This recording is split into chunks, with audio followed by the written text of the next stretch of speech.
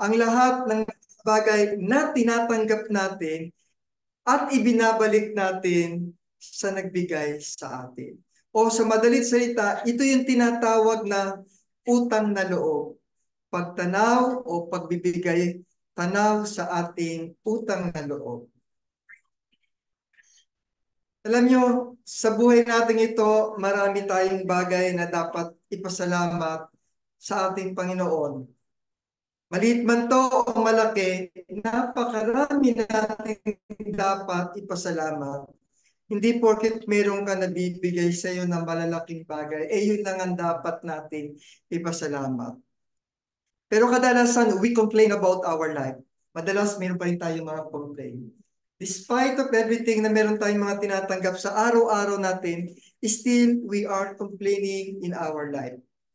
Nakakalimutan natin kuminsan na maging grateful. Yung araw-araw na lang natin na pamumuhay, dapat pasalamatan natin na tayo ay nandito. Yung meron tayong good health, wala tayo sa ospital o anumang dinadamdam na nakahiga ka sa isang kama. Pasalamatan natin yun. Ilan natin mga kapatid sa kanilang edad, hindi na makasamba dahil sa kanilang kondisyon. O ilan sa mga kilala natin dyan, they were terminally ill. And yet, gusto nilang dumalo. Our family, we have to be thankful and grateful. Bakit? Napakarami sa panahon na ngayon na kung saan maraming pamilya ang hindi nabuo. Maraming pamilya na kung saan hiwa-hiwalay sila. They are not enjoying the life na binigay sa atin.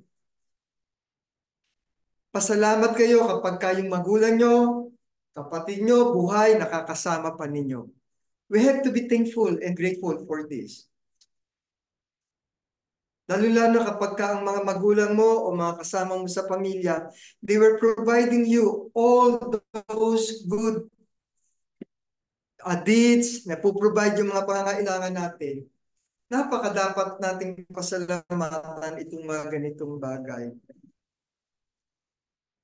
Yung magkaroon ka ng mga kaibigan na masasabi mong totoo, mga masasabi natin na nakakasama nyo sa diretsong landas ng pamumuhay, pasalamatan natin yun. Our ability to worship and to attend in our congregation, we have to be thankful. Mayroong ilan sila na hindi nakikilala ang Panginoon. And yet, ang buhay nila walang direksyon. But we are so lucky. We have to be thankful dahil tayo, we came here. Nandito tayo sa mga oras na ito. Malaya tayong nakapili ng ating mga dadaluhan, pag-aaralan, makakasama, our ability to worship our God. Malaya tayo na makapagbasa. Alam natin at nagpapasalamat tayo dahil mayroon tayong kahit na maliit ang ating kapilyang dinadaluhan, every Sunday nandito tayo. Unlike noon, dumadayo o pumupunta pa sa mga ilang na lugar ang ilang mga Kristiyano para maghanap ng kanilang sasambahan. We have to be thankful with the wisdom that comes to your age. Yung mga karunungan na tututunan natin, hindi biro. As a younger generation, pasalamat kayo dahil kayo ay nabibigyan na ng karagdagang kaalaman. Hindi lamang sa eskwela, hindi lamang sa bahay, pero dito sa ating pagsamba. Pasalamatan din natin yung mga experience natin kung minsan akala natin we committed some mistakes in our life.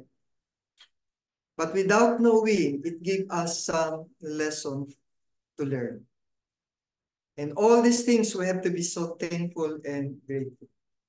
Even our daily problems, Araw-araw. Lahat tayo may mga problemang dinadala.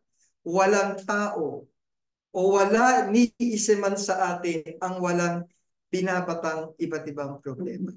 Sabi nga sa James 1, 2 hanggang 3, sabi dito, ariin nyo ng buong kagalakan kung kayo'y nangahuhulog sa sarili-saring tukso. Yamang nalalaman na ang pagsubok sa inyong pananampalataya ay gumagawa ng pagtitiis. Kaya kung tayo'y dumadaan sa iba't ibang mga problema, then we have to be thankful. Life is full of struggle. Hindi natin to pwedeng iwasan. But we can, sabi nga, kahit tayo ay dumaan sa mga difficult time, there is always something to be grateful in our life. Araw-araw ay binibigyan tayo ng oportunidad ng ating Panginoon kung paano tayo magsisimula sa ating buhay. Kung ano man ang nangyari sa kahapon o sa nakaraan, meron man tayong mga mabibigat na gawain o mga problemang dinadaanan, you don't have to get disappointed. Every day, there is an opportunity for us to live better. Dahil kung titignan natin ang problema nating dinadaanan, sa ibang point o sa ibang view, from different perspective, we can learn and we can value lesson from the different problems that we have in our life. Kailangan lang nating baguhin yung ating mindset on how we are going to look in a different perspective of our life. So when we are talking about, pag sinabi natin gratitude, a gratitude is an inward feeling na kung saan kapag tayo ay nakakatanggap ng anumang kindness, ng blessing in our life, then we need to be appreciative from the benefits na kung saan ay natatanggap natin. Most of the time, nakakalimot tayong magpasalamat. Siguro na-overwhelm tayo. Ang pasasalamat o ang gratitude ay panloob na pakiramdam ng kabutihan natanggap natin. At yun ay kanino at saan nanggaling? Galing yun sa ating Panginoon. Kaya hindi dapat nating isa walang tabi yung gratitude na dapat na mayroon tayo. Natatandaan niyo po yung kwento ng 10 lepers. Yung panahon na kung saan naglalakbay ang ating Panginoong Hesukristo sa Jerusalem, sa pagitan ng Samaria at Galilea, na habang sila ay naglalakbay doon, may 10 lepers na kung saan ay lumapit sa ating Panginoon at sinabi ng mga lepers, nagamutin sila ng ating Panginoon. Yung 10 na yun ay ginamot ng ating Panginoon. Lahat sila ay masayang umalis. Ngunit, isa lang doon ang bumalik doon sa 10 lepers na yun. Imagine niyo, 10 ang ginamot, isa lang ang bumalik. At ang sabi niya sa Panginoon, sabi ng Panginoon, 10 ang aking ginamot. Bakit isa lang ang bumalik? Okay. Tapos sabi ng Panginoon, doon sa isang bumalik sa kanya para magpasalamat, tumayo ka, rise and go, your faith has made you well. Pinagaling ka ng iyong pananampalataya na ikinabuti mo. Yan po ay matatagpuan sa istorya na yan sa Lucas 17:11-19. Napakagandang istorya po yan. Dito pinakita ng Panginoon O dito sa passage na to, ipinakita sa atin ng banal na kasulatan na with so many miseries in our life, most of the time, we simply forget to say thank you. Thank you, Lord. Thank you, Lord, for all these things. Nakakalimutan natin magpasalamat at sumunod sa mga utos sa atin ng ating Panginoon. And we forget to return and give back our thanks to our Lord.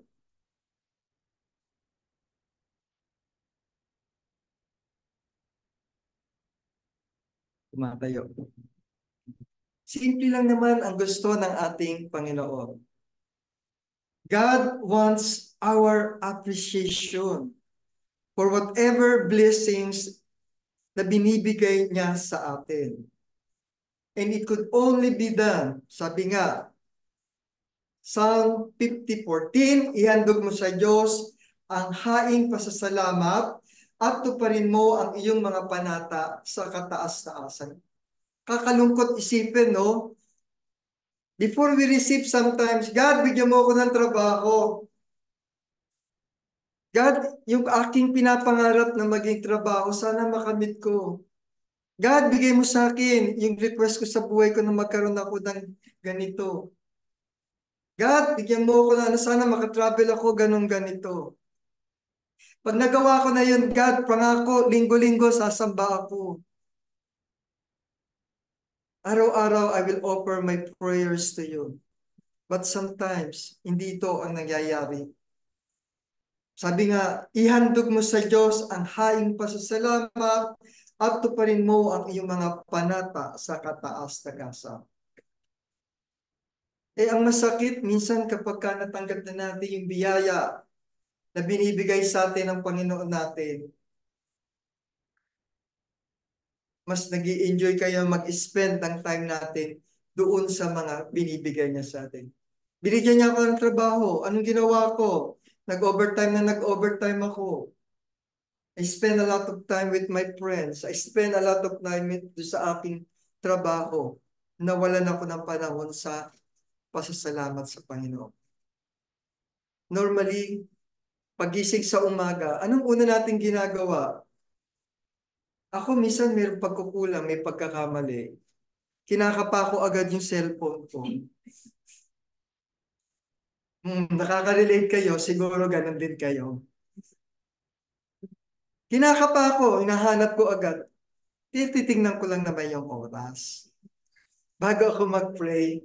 Kasi nagigising po ako kuminsan 2:00, 3:00 ng madaling araw. Ewan ko siguro body clock. Pag nakita ko 3:00, hindi ako magsiselfone, nananalangin naman po ako. Baka ito yung oras para ako ay gisingin para manalangin. Pero kadalasan iba ang gawa natin. Nauuna yung physical na gawain natin bago natin unahin ang Panginoon. Na kung saan ay hindi natin dapat gawin. It is very hard. Napakahirap to begin the day in a conversation with our Lord. Why don't we make it a habit?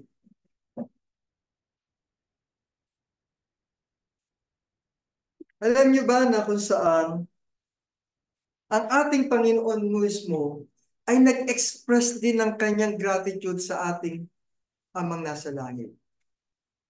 Pakinggan po natin doon sa Matthew 15:36. Sabi niya dito, during his earthly life, Jesus demonstrated that thankful spirit publicly through his word, prayer life, and attitude, na kung saan ang ating Panginoon, whenever he takes his meal, Jesus thanks his Father for the food. Nasa Matthew 15:36 po yan.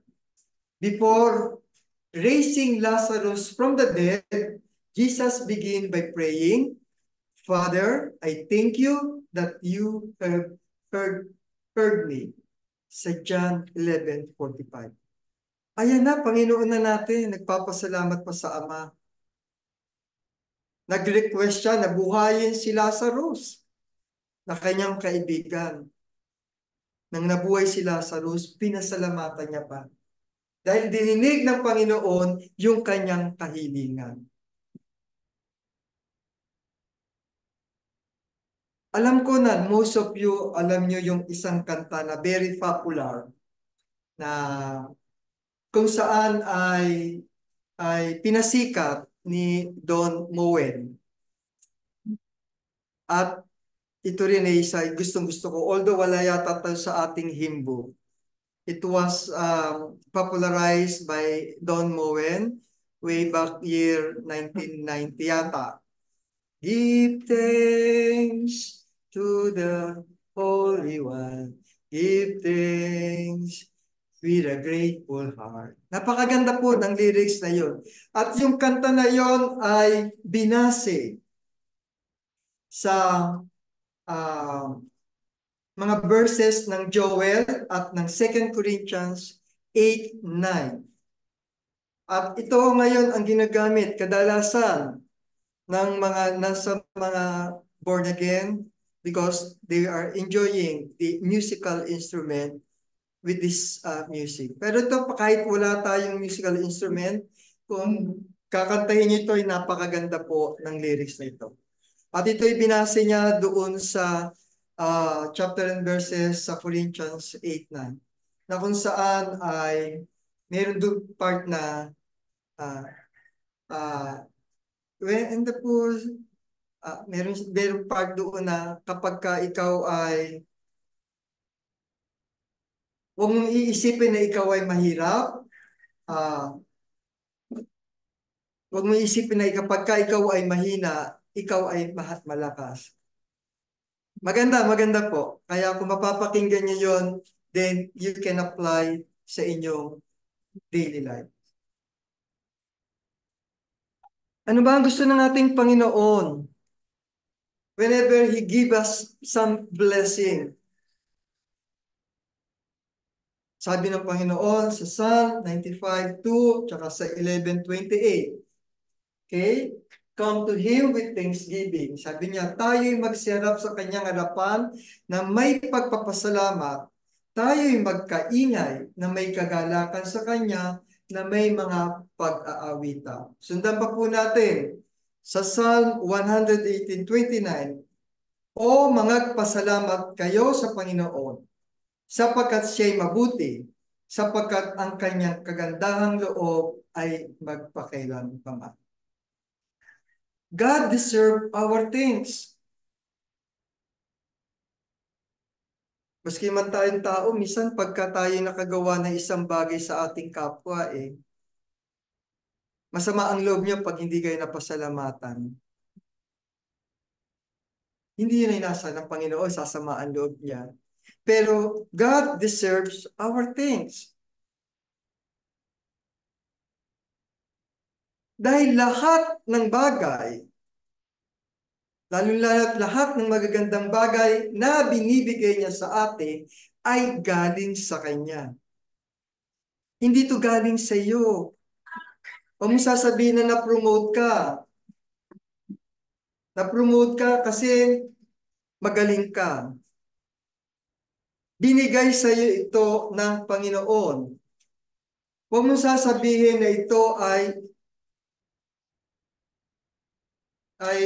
regalo sa iyo ng iyong boss kasi maganda relationship. No. Kinasangkapan lang ng Diyos yung nagbigay sa iyo ng mga ganitong blessing. Hindi galing kahit kanino ang mga blessings natin. Hindi rin ito galing sa kagalingan mo. Ito ay kalooban ng ating Panginoon.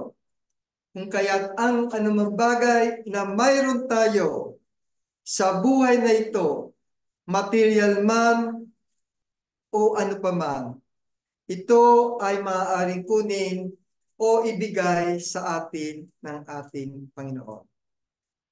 Kaya all things come from our God. Ang iyong mahal sa buhay, ang iyong sinusuot, ang iyong kinakain, lahat yan. Bakit tayo nandito? Kaloob ng Panginoon yan na dito tayo dinala. Sabi nga, Ephesians 5:20, na kayo'y laging magpasalamat sa lahat ng mga bagay sa pangalan ng ating Panginoong Jesucristo at sa Diyos na ating Ama. Lagi nakakabit yung pangalan ng ating Panginoong Jesucristo. Sa ating daw pasasalamat, pansinin po nyo yung ating mga panalangin. Lalo na sa mga nangungunang nananalangin. Hindi po ba't pag nananalangin kami, ang lalo ito'y hinihiling namin sa pangalan ng amin tagapagligtas na si Kristo Jesus. Kasi inutos sa pangalan ng ating Panginoong Jesucristo ang lahat ng ating kahilingan sa ating Panginoon. And how we are doing these grateful acts. Kaya napakapalad natin every Sunday. Bakit po? In these particular activities that we have here right now, we are thanking our God in our worship. Sinabi po, paano man pasasalamatan ang Panginoon? Itong ating worship na ginagawa na ito. Napakagandang indulhensya nito sa ginagawa natin. Because in this particular worship, we have our prayers. Mapalad po kayo. Mapalad tayong lahat. Dahil sama-sama tayong nakakapanalangin. At sinabi sa unang Thessalonians 5:16-18, mga galak kayo lagi, magsipanalangin kayong walang patid sa lahat ng mga bagay, ay magpasalamat kayo sapagkat ito ang kalooban ng Diyos kay Kristo tungkol sa inyo. Napaka magandang acts ang ginagawa natin na ito na mula sa iba't ibang dako natin. Yung oras na nilalaan natin, pumupunta tayo rito para sama-sama tayong manalangin, magpasalamat. Napaka luwag na pakiramdam. We are expressing our thanks to our God through our prayers in this particular worship that we have in our church. Tuloy po natin sa Pilipos, sabi, pasensya na po, hindi ako makakadalo. Pilipos, sabi niya, 4:6, huwag kayong mga balisa sa anumang mga bagay, kundi sa lahat ng mga bagay sa pamamagitan ng panalangin at daing na may pagpapasalamat ay ipakilala ninyo ang inyong mga kahilingan sa Diyos. Iba yung panalangin ng mga Kristiyano na sama-sama. Iba rin yung tayong personal na nananalangin sa ating mga sarili. Dito, sama-sama natin pinapanalangin, hindi lang ang ating mga sarili. Sama-sama natin pinapanalangin ang ating mga pananampalataya. Sinama-sama natin pinapanalangin ang ating mga kasamahan sa iglesia. Malayo man o malapit.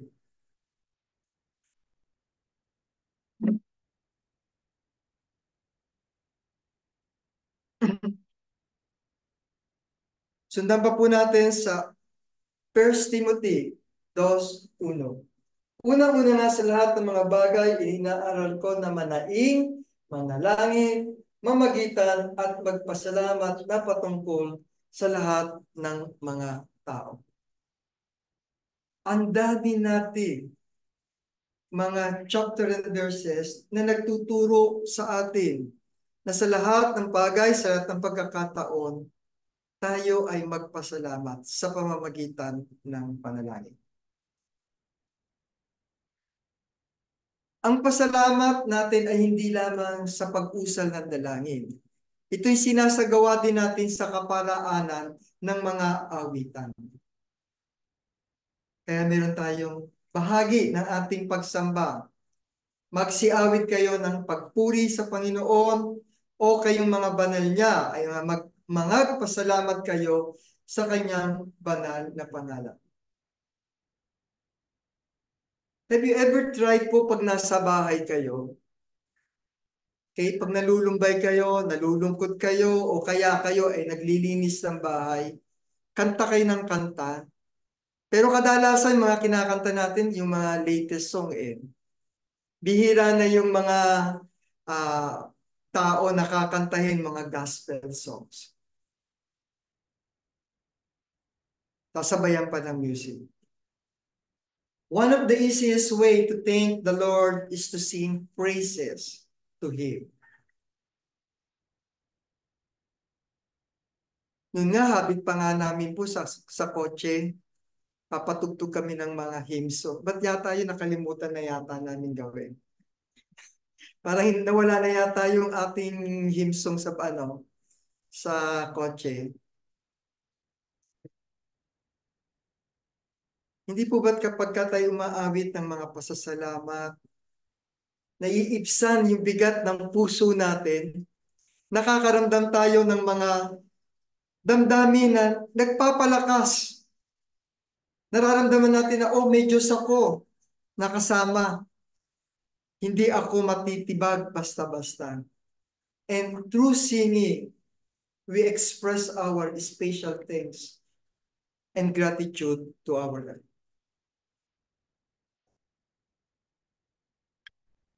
Sa paanong paraan pa tayo nakakapagpasalamat o na-express natin ang ating gratitude? Yung ginagawa natin Lord's Supper. One of the most important part ng ating church service, yung tinatawag nating Lord's Supper. And what is the importance of our Lord's Supper? To commemorate, to remember our God. Kapag tayo po ay nakikibahagi sa ating Lord's Supper, isang paalala, isang paraan upang alalahanin natin at pasalamatan natin at i-express natin yung ating pagtanaw ng utang na loob sa ating Panginoon sa kadakilaang ibinigay niya sa atin. E paano kapag hindi ka nakakasambat, hindi ka nakakabahagi? So, nakakalimutan natin ang Panginoon. Nakakalimutan natin magpasalamat. Kaya pa ulit-ulit na binabanggit natin ito, binabasa to. Madalas si Sir Brother Norley pa pagdating sa Lord's Supper. 1 Corinthians 11, 22 to 23 to 24. Madalas natin pinapaalala yan. Para sa gayon ay makapagbigay ng paalala sa atin ang pasasalamat. Kaya po ang bahagi ng ating Lord's Supper ay dapat bigyan natin ng special attention. Yung Lord's Supper na to, it is the right time for us to keep solemn. Dapat ito, yung oras na ito, yung tayo ay nananalangin sabay-sabay, hindi nagbubulungan, hindi nag-uusap, but ituon natin yung ating panahon para gamitin ang oras na ito upang ihayag ang ating pasasalamat o gratitude sa ating Panginoon. And finally po, saan pa natin po pwedeng gamitin o paano pa natin may express ang ating gratitude? In whatever we do. At ang anumang inyong ginagawa sa salita o sa gawa, gawin yung lahat sa pangalan ng Panginoong Jesus. Na napapasalamat kayo sa Diyos sa pamamagitan ninyo. Maraming paraan na kung saan ay maaari nating ipahayag yung ating pong pasasalamat. Maraming nakasaad sa Bible. And why do we have to thank God for all this?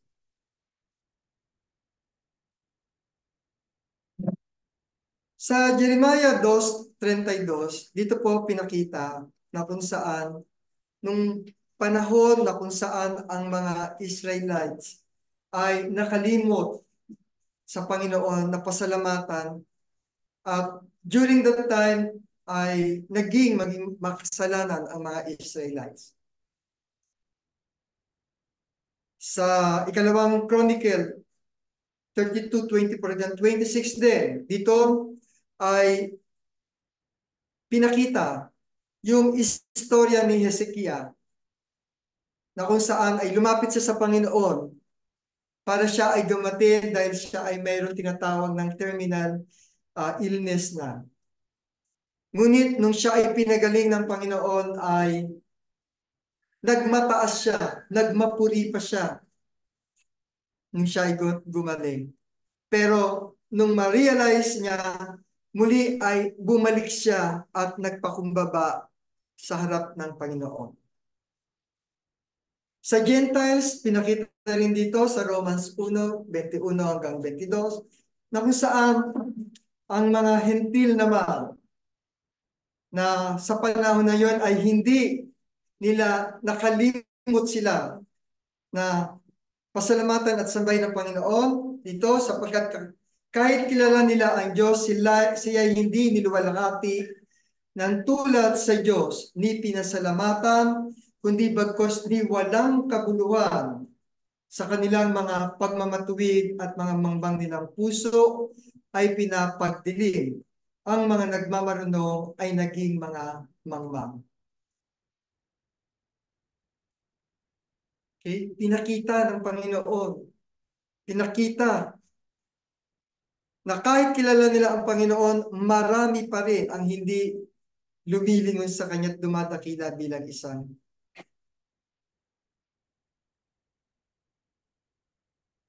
Maraming binibigay ang Panginoon sa atin na dapat natin siyang pasalamatan. Dahil ang pasasalamat ay isang paraan on how we are going to honor our God. Sabi nga po sa Psalm 50:22 hanggang 23, gunitain nga ninyo ito, ninyong mga nakakalimot sa Diyos. Baka kayo'y aking pagluluray-luray at walang magligtas.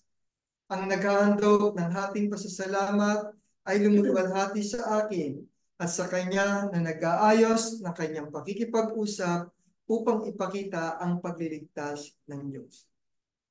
And sa panahon natin ito, makikita po ninyo ang gulo ng mundong ginagalawan natin. Minsan nga ako nananalangin, ewan ko kung tama o mali. Sabi ko sa sarili ko, sana gunawin namon to sa panahon na to. Minsan, mali man o personal ko sinasabi. Kaya hindi pa tayo lahat gunawin. Para wala na yung gulo sa mundo. Yung nakikita nating mga iba't ibang uri ng problema na mayroon tayo, ay, tatanda pa ba ako, na may sakit ako, ayoko makita yung sarili ko, na nakikita ko yung mga mahal ko sa buhay, na nahihirapan, may sakit, o iba't ibang mga problema. Ayoko na, sana gunawin na ang mundo. Nakikita natin sa ngayon ang gulo, awayan ng mga bansa sa bansa, nakikita natin ang mga calamities, baha, lindol, iba't ibang uri ng sakit. Bakit pinalalabas pa ito? Nangyayari pa ito. Parang ayoko maranasan yung gera na yan. Sana sabay-sabay na lahat tong oras na to, gunawin na tayo. Pero mali yung pananaw ko, sana na ganon. Wala ako sa posisyon para i-request yun. But life must go on. May plano, may dapat sundin tayo. Dahil nais ng Diyos that we have to be thankful. Gusto niya na ipakita natin sa ilang mga naliligaw pa ng daan o yung wala pa sa kanyang kaharian that we have to be thankful. We have to be grateful.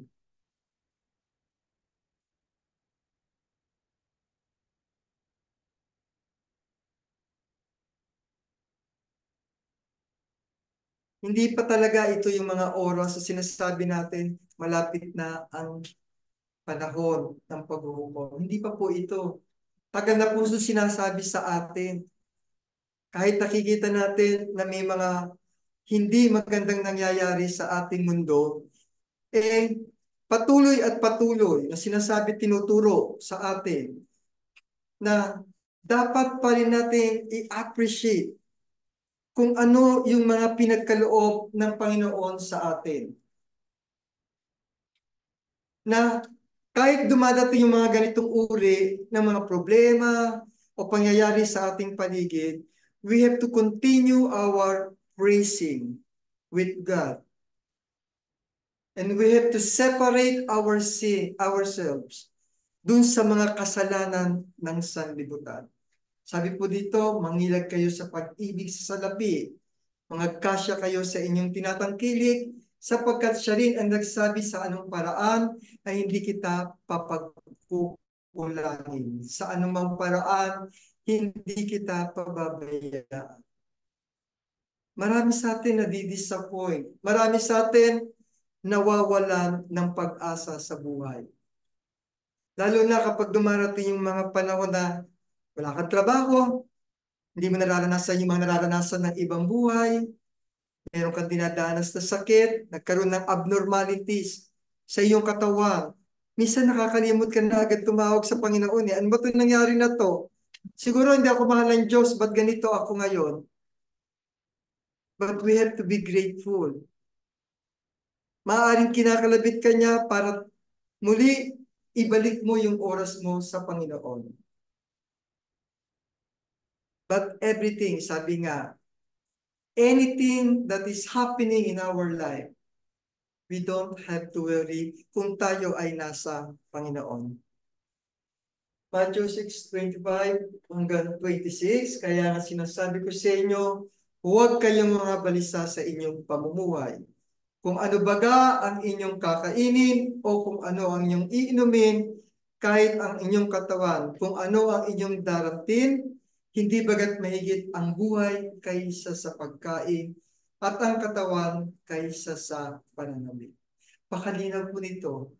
Ito yung gustong-gusto kong isa sa mga chapter and verses na lagi kong ginagawang gabay.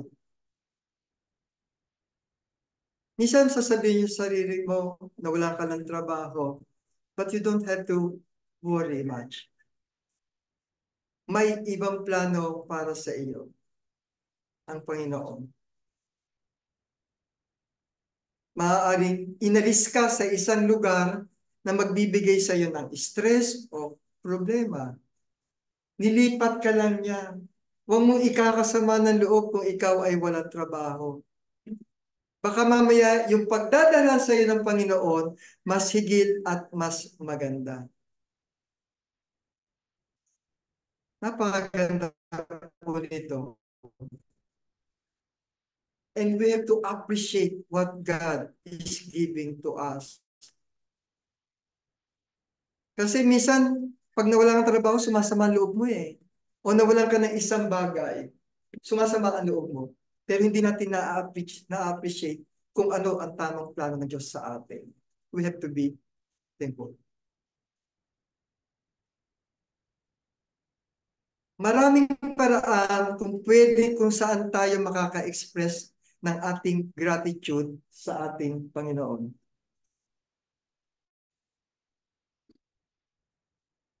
Okay? Maaari doon tayong gumawa ng act of kindness, not just to our fellow Christians, maaaring sa labas, sa neighborhoods. Sharing our testimonies, yung mga bagay na natututunan natin, mga salita ng Panginoon, na maaaring pwede natin i-share. Living a faithful life, personal reflections ng ating mga kinikilos at isinasagawa. Maaaring ito ay ilan lamang na pwede nating gamitin upang ang ating pasasalamat sa Panginoon ay sa ganitong action natin pwedeng gawin.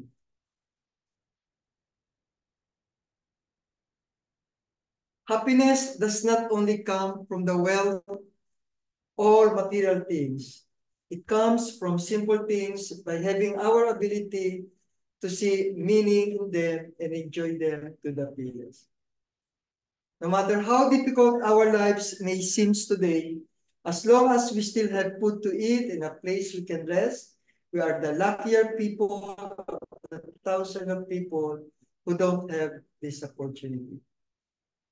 Sinulat ko na po, baka makalimutan ko pa yung thought.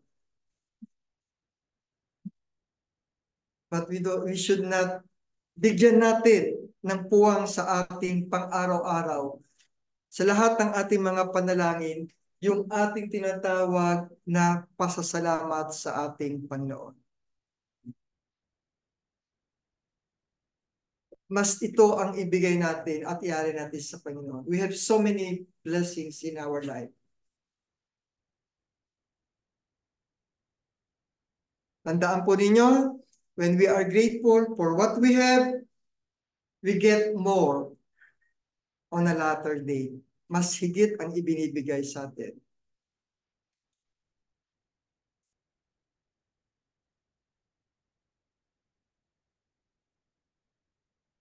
Para po sa huling, nais kong iwan sa James 1, 2 hanggang 4. Consider it pure joy, my brother and sister, whenever you face trial of many kinds, because you know that the testing of your faith produces perseverance.